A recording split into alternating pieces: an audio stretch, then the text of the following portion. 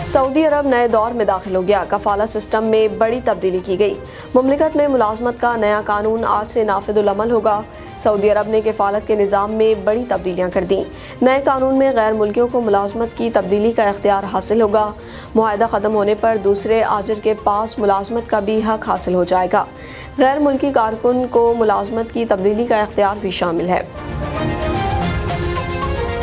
Saudi अरब नए दौर में दाखिल हो गया। कफाला सिस्टम में बड़ी तब्दीली की गई। मुमलिकत में मुलाजमत का नया कानून आज से नाफिजुल अमल होगा। सऊदी अरब ने कफालत के निज़ाम में बड़ी तब्दीलियाँ कर दी। नए कानून में गैर मुल्कियों को मुलाजमत की तब्दीली का इख्तियार हासिल होगा। मुआहदा ख़त्म होने पर दूसरे आजिर के पास मुलाजमत का भी हक हासिल हो जाएगा। गैर मुल्की कारकुन को मुलाजमत की तब्दीली का इख्तियार भी शामिल है। गैर मुल्की कारकुन को एक कंपनी से दूसरी कंपनी के यहाँ मुलाजमत की इजाज़त के लिए शराइत मुकर्रर की गई हैं।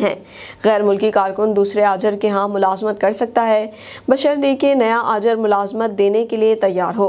गैर मुल्की कारकुन मौजूदा आजर की मंजूरी के बगैर मुलाजमत का मुसद्दिका मुआहदा ख़त्म होने पर दूसरे आजर के पास मुलाजमत का भी हकदार है।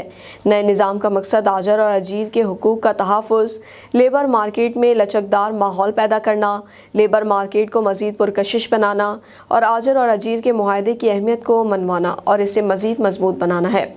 सऊदी अरब में 84 लाख गैर मुल्की काम कर रहे हैं जो नए कानून से मुस्ताफिद होंगे।